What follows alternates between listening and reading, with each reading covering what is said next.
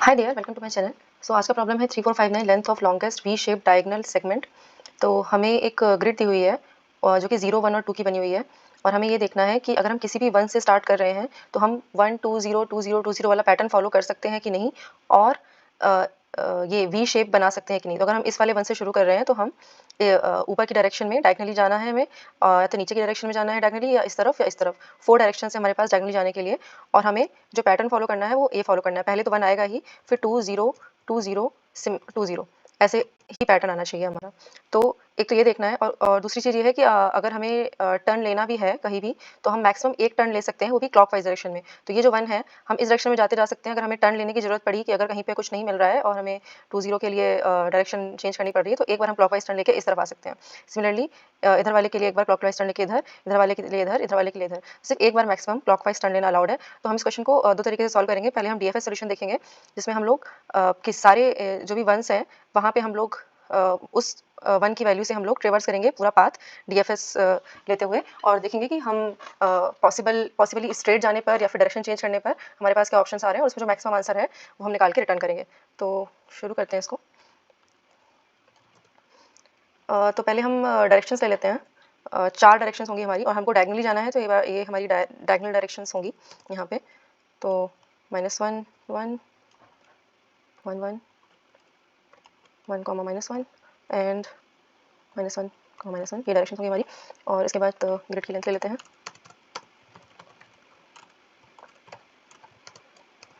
Grid की width ले लेते हैं। ओके, और एक मैक्स लेंथ करके वेरिएबल ले लेते हैं, जो कि हमें बताएगा कि मैक्सिमम लेंथ कितनी होगी हमारी पॉसिबली ग्रिड के ट्रेवर्स करते हुए। तो हमें बेसिकली सारे ही 1 पहले तो ग्रिड को ट्रेवर्स करते हैं, और जैसे ही हमें 1 मिलेगा उस 1 से हम फिर डीएफएस स्टार्ट कर लेंगे। तो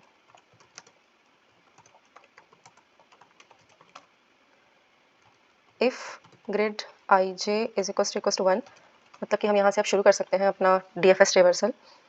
तो पहली बात तो मैक्स लेंथ को अपडेट कर देते हैं, क्योंकि देयर इज़ अ पॉसिबिलिटी कि यहाँ पे हमें क्या पता मैक्स लेंथ 0 ही था हमारा। तो अगर एक भी 1 मिल रहा है तो एटलीस्ट 1 लेंथ तो पॉसिबल है हमारी। अब उसके बाद देयर आर 4 पॉसिबिलिटीज़। हम चारों डायरेक्शन में जाके देखेंगे कि हम ग्रिड ट्रेवर्स कर पा रहे हैं कि नहीं। तो मैक्स लेंथ कॉमा, यहाँ से हम डीएफएस फंक्शन लेंगे। तो करंट सेल जहाँ पे है वो, और 0 1 2 3 हम डायरेक्शंस ले लेंगे। 2 is the next value which we want to use, क्योंकि हम 0 2 0 2 0 2 0 करके ट्रेवर्स कर रहे हैं कोई भी ग्रिड को। This is the sequence which we want to traverse. और ग्रिड ले लेंगे, और एक हम टर्न वेरिएबल लेंगे, जो कि बताएगा कि हम अभी तक टर्न किया कर चुके हैं कि नहीं इस वाले ट्रेवर्सल में, क्योंकि हम मैक्सिमम एक टर्न ही कर सकते हैं। तो हमारे जो आंसर्स हैं वो दोनों ही तरीके से देखेंगे कि टर्न लेने पर आ रहा है या बिना टर्न लिए क्या आ रहा है, दोनों ही डायरेक्शन में। तो ये यहाँ पे सारी डायरेक्शन ले लेते हैं। ये जो डायरेक्शन है हमारी 0 1 2 3, हमें इस डायरेक्शन एरे की हेल्प से एक्सेस करने को मिल जाएंगी।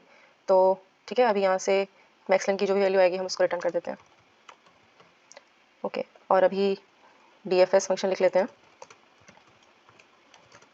तो रो कॉलम और डायरेक्शन जो भी है हमारी, जो भी नेक्स्ट वैल्यू है, और ग्रिड और बुलियन वैल्यू ले लेते हैं एक, जो कि टर्न कर चुके हैं कि नहीं ये बताएगा।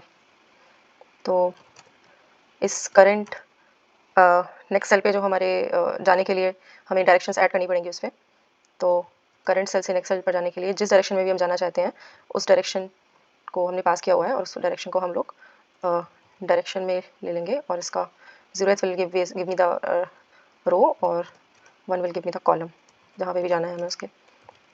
तो डाई ओके ओके, तो ये मिल जाएगा, और यहाँ पे भी ग्रिड के जो डायमेंशंस है वो निकाल लेते हैं।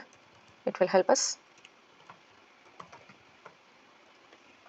और इसके बाद ये बेस केस भी चेक कर लेते हैं हम लोग। If i is less than 0 और j इज़ लेस देन 0 और i is greater than equals to m और j is greater than equals to n। और एक और केस भी है, अगर हमारी जो ग्रिड आई जे की वैल्यू है वो नेक्स्ट वैल्यू है ही नहीं, तो हम उस सेल पे जा ही नहीं सकते। तो अगर हम लोग ये वाला एग्जांपल देखेंगे, तो अगर हम लोग नीचे आ रहे हैं या फिर इस डायरेक्शन में लेट से हम लोगों ने ट्राई किया जाने का बॉटम लेफ्ट, तो यहाँ पे हमें 0 मिल रहा है, जो कि नेक्स्ट वैल्यू हमारी 2 होनी चाहिए थी। तो if it is not equals to next value, then हम यहाँ से ही सिंपली 1 रिटर्न कर देंगे। क्योंकि एक सेल तो ये रो कॉलम जो हमें मिल रही है वो तो है, बट नेक्स्ट सेल पे नहीं जा सकते, इसलिए हम आंसर 1 रिटर्न कर रहे हैं यहाँ से।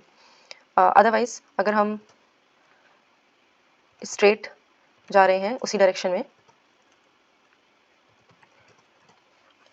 तो हमारी जो वैल्यू होगी वो निकाल लेते हैं हम। तो उसके लिए हमें सिमिलरली उसी डायरेक्शन में जाना है और नेक्स्ट वैल्यू जो है वो हम अपडेट कर देंगे यहाँ पे। अगर नेक्स्ट वैल्यू हमारी पहले 2 थी तो उसको अब 0 कर देंगे, अदरवाइज़ हम 2 ही रहने देंगे उसको। ग्रिड भी सेंड कर देते हैं और टर्न की वैल्यू भी सेंड कर देते हैं।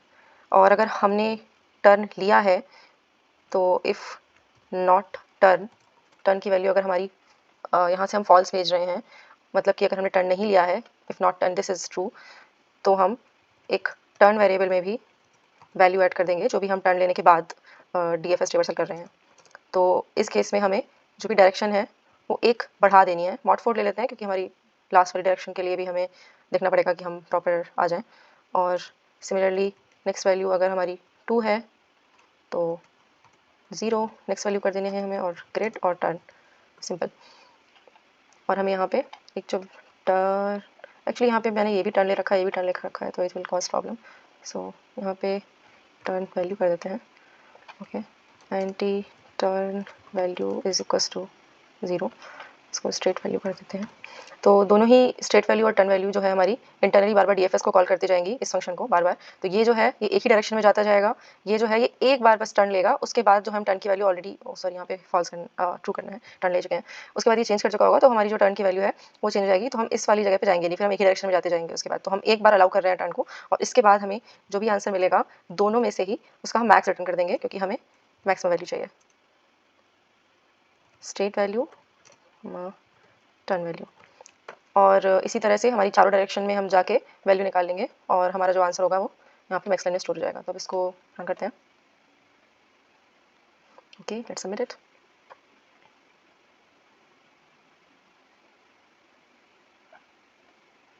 तो जो टाइम कॉम्प्लेक्सिटी होगी इसकी, इस सॉल्यूशन की, तो इस वाले दो लूप्स की वजह से order of m into n होगी वैल्यू यहाँ पे।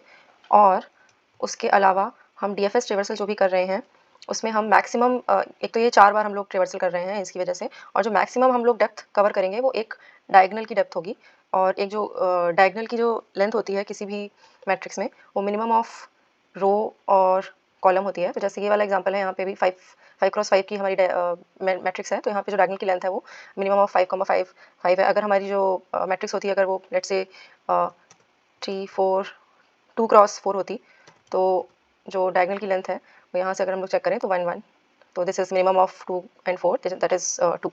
तो इसीलिए हमारी जो यहाँ पे कॉम्प्लेक्सिटी होगी यहाँ पे, क्योंकि हम लोग 4 डायरेक्शन में जा रहे हैं, तो यहाँ पे 4 का मल्टीप्लाई भी कर देते हैं, ऑल्दो इट डजंट मैटर। तो ओवरऑल जो हमारी टाइम कॉम्प्लेक्सिटी होगी वो m into n into minimum of m comma n होगी इस केस में। और स्पेस कॉम्प्लेक्सिटी हमारी जो होगी वो होगी minimum of n m comma n, क्योंकि हम लोग यहाँ पे जो स्टैक में हम लोग वैल्यूज़ डालते जा रहे हैं रिकर्सिव फंक्शन कॉल करते हुए, तो मैक्सिमम जो हमारा स्टैक है वो इतना डीप जाएगा, इसलिए होगी टाइम कॉम्प्लेक्सिटी। तो इसके डीपी सॉल्यूशन के लिए हम लोग इसी सॉल्यूशन को मॉडिफाई करेंगे। तो यहाँ पे हम लोग एक मैट्रिक्स ले लेंगे जो कि हमारी वैल्यूज़ को सेव करेगी। तो ये हम लोग 4 डायमेंशनल मैट्रिक्स ले लेते हैं, NTDP, और इसको इनिशियलाइज भी कर लेते हैं यहाँ पे न्यू NT। तो यहाँ पे हम रोज़, कॉलम्स, और उसके अलावा जो हमारी डायरेक्शन है चारों वो, और उसके बाद टर्न ले रहे हैं कि नहीं वो, ये सारी वैल्यूज़ हम यहाँ पे सेव करेंगे। तो रोज़, कॉलम्स, डायरेक्शंस, 4 डायरेक्शन है हमारी, और टर्न मतलब कि हम लोगों ने 90 डिग्री टर्न लिया है कि नहीं उस वैल्यू पर आते समय, वो ये चारों वैल्यूज़ हम लोग सेव करेंगे यहाँ पे। और उसके अलावा ये सब ऐसे ही रहने देंगे कि इज़ नो पॉइंट। और इसके बाद ये डायरेक्शन यहाँ पे भेज दी है हमने, और स्टार्टिंग वैल्यू 2 है, ग्रिड है, और अब हम इस DFS फंक्शन को चेंज करेंगे। ओके, तो यहाँ पे हम लोग टर्न वेरिएबल की हेल्प से ये पता करेंगे कि उस टर्न वैल्यू का इंडेक्स क्या होगा। तो if turn is true then index will be 1, if turn is false index will be 0। तो इनिशियली हमारा जो टर्न है वो फॉल्स होगा, क्योंकि हम टर्न नहीं कर रहे हैं, इसलिए बाय डिफ़ॉल्ट हम 0th रो एक्सेस कर रहे होंगे। तो टर्न इज़ ऑल्सो वैल्यू जो कि हम लोग DP में सेव कर रहे होंगे। और इसके बाद हम लोग ये चेक कर लेते हैं कि ये वाली जो करंट वैल्यू है हमारी, इफ़ DP, ओके, तो पहले तो है ये वाली जो रो, कॉलम डायरेक्शन और टर्न इंडेक्स, अगर ये वैल्यू हमारी ऑलरेडी प्रेजेंट है और ये -1 नहीं है, तो यहाँ पे एक्चुअली मुझे इनिशियलाइज़ भी करना है इसको। तो let's initialise this D P as well. Okay, तो ये हमारा डी पी इनिशियलाइजेशन हो जाएगा और इसकी हेल्प से हम लोग फिर आगे डीपी को अपनी फिल करते रहेंगे। ओके, तो यहाँ पे हम लोग अगर हमारी डीपी की वैल्यू उस समय -1 नहीं है, क्योंकि हम इनिशियली -1 से ही सबको इनिशियलाइज़ कर रहे हैं, तो हम इस वैल्यू को रिटर्न कर देंगे। Return DP row column direction and turn index. Okay, otherwise हम लोग ये आई जे नेक्स्ट वैल्यूज़ पे जानना प्रेफर करेंगे। इन पे जाएंगे हम लोग और चेक करेंगे कि ये वैल्यू वैलिड है कि नहीं। बेस केस हम लोग चेक करेंगे अपना। उसके बाद स्ट्रेट जाने के लिए भी हमारा सेम काम है, 1 प्लस दिस इज़ दिस, और डायरेक्शन लेने के लिए, चेंज करने के लिए भी सेम ही चीज़ है हमारी। लास्ट में जब हम लोग ये कर रहे हैं तो हम बस हम यहाँ पे इस वैल्यू को सेव करते भी चलेंगे। तो D P row column direction and turn index, that's it. So इसको रिटर्न भी करना है और इसको यहाँ पे सेव भी करना है, ताकि हम लोग फ्यूचर पर्पसेस के लिए इसको सेव कर सकें। और let's see it. Okay, there is some issue, what did I do? Okay, I think I did not use // okay. Okay, let's submit it. Cool, time complexity काफ़ी इंप्रूव हो गई है। हाँ, तो यहाँ पे डीपी यूज़ कैसे हो रही है, तो इसके लिए मैंने एक छोटा सा ये अंडरस्टैंडिंग के लिए एग्जांपल लिखा हुआ है। तो ये वाला एग्जांपल देख लेते हैं कि यहाँ पे ये जो डीपी है वो रीयूज़ कैसे हो रही है, क्योंकि थोड़ा सा कॉम्प्लेक्स है इसको समझना। तो यहाँ पे हमको यूनिक रो, यूनिक कॉलम, यूनिक डायरेक्शन और यूनिक टर्न के लिए, मतलब उस डायरेक्शन में हमने टर्न लिया है कि नहीं, जब उसको उस वैल्यूज़ को हम सीक्वेंस को ट्रेवर्स कर रहे हैं, उसके लिए हमें वैल्यूज़ को सेव करना है। तो यहाँ पे ये वाला एग्जांपल लें, अगर हम पहले तो 1 को ही ट्रेवर्स करेंगे इनिशियली, तो ये वाले की 1 की वजह से 1 2 0 2 0, तो यहाँ पे हमने टर्न भी लिया है इस वाले 2 के लिए, 0 के लिए इस वाले, और हमारा जो रो है वो होगा हमारा 0 1 2 3, फोर्थ रो है हमारी, तो यहाँ पे फोर्थ रो है, और हमारा सेकंड कॉलम है। डायरेक्शन जो है हमारी 0 1 2 होगी यहाँ पे डायरेक्शन। ओके, तो हम लोग जो डीपी की वैल्यू होगी इस वाले डायरेक्शन चेंज के लिए 1 2 0 2 0, तो रो हमारी फोर्थ है, कॉलम सेकंड है, और डायरेक्शन जो है वो 2 है, और चेंज टर्न जो है वो भी हमारा 2 है, तो that is also going to be, turn is going to be 1। Yes, ठीक है।